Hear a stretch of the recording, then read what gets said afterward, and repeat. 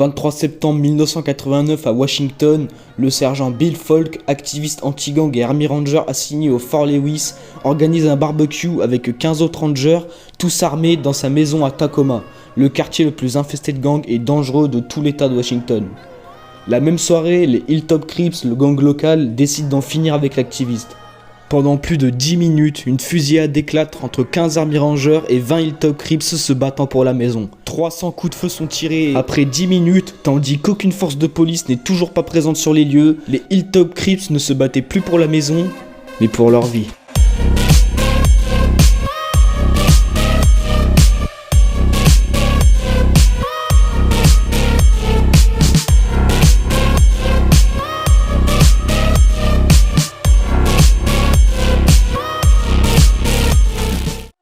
Dans le début des années 90, les États-Unis furent témoins d'une hausse incroyable de violence liée aux gangs.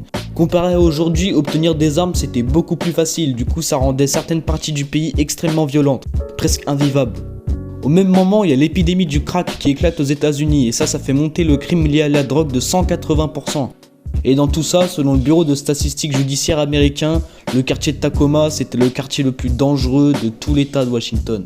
Donc en 1989, Bill Falk, un sergent des Army Rangers, investit dans une maison pas chère sur Ash Street, dans le quartier de Tacoma, avec comme idée en tête que le quartier allait devenir plus sécurisé et que les gangs en seraient chassés, augmentant donc la valeur de la maison. Sauf que Falk il se rendit vite compte de 3 choses. De 1, que la police ça faisait rien pour sécuriser le quartier. De 2, que des dealers utilisaient déjà sa maison pour vendre du crack.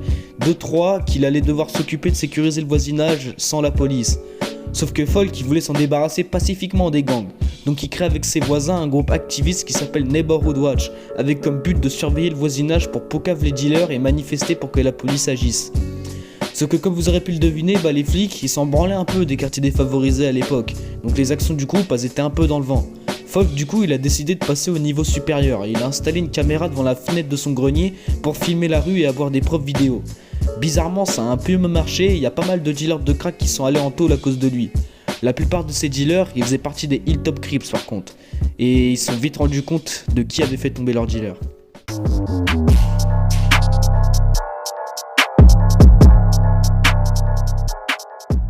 À la fin des années 1980, le gang il a été fondé par 2 frères à Tacoma, Diamond Boyd et Malone Boyd.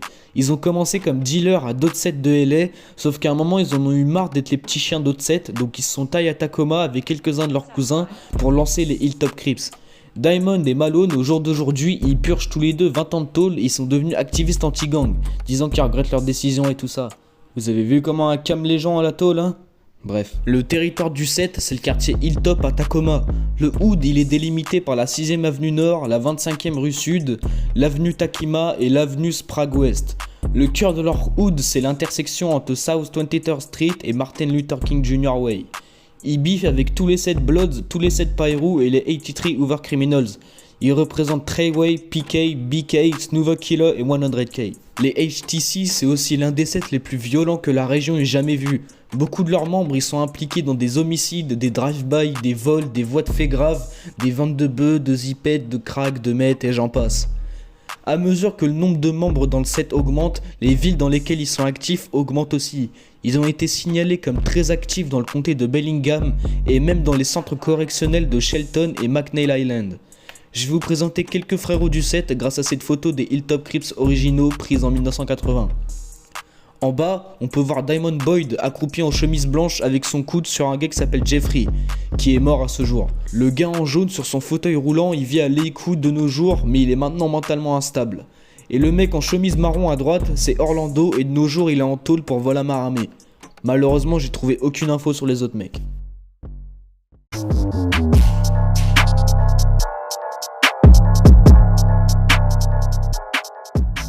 Comme je l'ai dit au chapitre précédent, les Hilltop Crips ils se sont vite rendus compte de qui avait fait tomber autant de leurs dealers en repérant la caméra sur la fenêtre de la maison de Bill. A partir de cette découverte, les Hilltop Crips ils prirent le sergent comme cible prioritaire à buter. 23 septembre 1989, Bill organise un barbecue en fin d'après-midi avec ses voisins et quelques Army Rangers. Plus tard dans le début de soirée, quelques Hilltop Crips se rassemblent devant la maison de Bill pour lancer des pierres et tirer au pistolet airsoft sur la caméra postée au grenier, sans succès. Bill sort donc avec 2 de ses amis Rangers et leur dit d'arrêter de détruire sa caméra. Les Hilltop Crips lui demandent d'enlever la caméra pour qu'ils arrêtent avant de dire aux Rangers qu'ils ne savaient pas à qui ils avaient affaire. Avant que le sergent Falk leur réponde que c'était plutôt eux qui ne savaient pas à qui ils avaient affaire. En réponse à ça, les Hilltop Crips ils lui disent que dès que le soleil il se couchera, ils brûleront sa maison et lui avec. Sauf que lui, Falk, il les ignore et il rentre dans sa maison sans prendre les menaces au sérieux. Avant d'entendre l'un des Crips dire « Je vais buter ce fils de pute de militaire » juste avant qu'il ferme sa porte. Et le frérot, je suppose qu'il était vexé parce que du coup il a appelé 15 de ses potes rangers et leur dit de venir à sa maison avec des fusils à pompe, fusils d'assaut, pistolets, munitions et grenades. Sans leur en dire plus. Et ses potes, vu que c'est des putains de rangers, ils acceptent direct et ils sont tous à la maison après à peine 2 heures. Une fois tous ses potes rangers réunis, il dit à tous les invités de partir et aux rangers de prendre des positions défensives, car il savait que les Hilltop Crips n'allaient pas tarder. Il leur explique également de pas tirer en premier et de jeter les armes puis coopérer dès l'arrivée de la police. Les rangers étaient donc 16 en tout si on compte Bill. Bill, il était armé d'un Browning 9 mm et un Colt Python 357 Magnum, tandis que ses potes étaient tous équipés de fusils d'assaut, M16, fusils à pompe et pistolets. Les Rangers gardent tous leur position pendant quelques heures avant de voir vers 21 h une voiture rouler lentement en direction de la maison avant d'éteindre ses phares. Puis vers 21 h 20, la dite voiture a refait un passage avant que cette fois le passager il tire un coup de feu en l'air. Ça devait être leur signal parce que direct après le coup de feu, le flanc gauche de la maison subit une vague de balles venant d'un parking voisin sortant principalement d'armes automatiques. Les rangers du coup ils ouvrent le feu dans la direction des tirs, sauf que aucun des deux camps pouvait vraiment avoir de cible précise car on n'y voyait que dalle. Les lumières de la maison de Bill ont été toutes éteintes avant la fusillade et aucun lampadaire était au bon endroit pour éclairer que ce soit les Hilltop Crips ou les Rangers. Donc ils tiraient un nombre fou de balles dans la direction des tirs qu'ils pouvaient voir. L'un des Rangers, William Edward, était posté devant la porte principale, sauf qu'il a dû vite rentrer après que les HTC commencèrent à attaquer le devant et que des rafales d'armes automatiques le ratent de quelques centimètres. Les Rangers répondent aux tirs qu'ils peuvent apercevoir, voyant des figures prendre couverture derrière des voitures de la rue voisine. Le Ranger Russell Nolt, posté sur le jardin côté gauche, répond aux tirs de l'attaque gauche avant qu'une balle passe 3 cm au-dessus de sa tête, l'obligeant à se replier dans la maison. Le Ranger Burt Saddles était posté à la caméra du grenier, répondant aux tirs de l'attaque frontale, sauf qu'il a dû aussi se replier car, je cite selon lui-même, tellement de balles passaient à travers la fenêtre que c'était impossible de montrer ne serait-ce qu'une seule seconde sans crever. Ouais, c'était autant le bordel que ça. Du coup, à cause de toutes les balles qui traversaient la fenêtre, elle se brisa d'une telle force que plein de débris de verre éclatèrent vers Burt, ce qui lui donna plein de coupures profondes au visage. Pendant ce temps, une attaque sur le flanc droit avait commencé avec surtout des fusils de chasse et des armes semi-auto.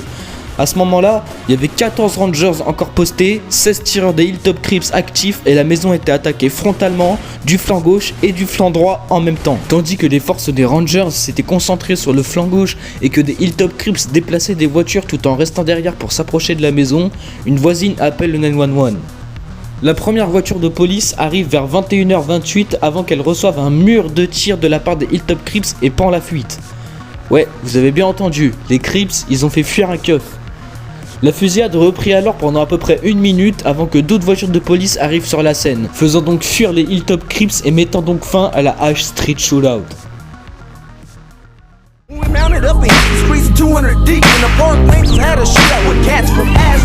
When the athletes connected with them hilltop niggas, had a shootout and chased out them Cali niggas. When Slick was still moving and the well was still around, and the 2x3 was 206 and called through the sound.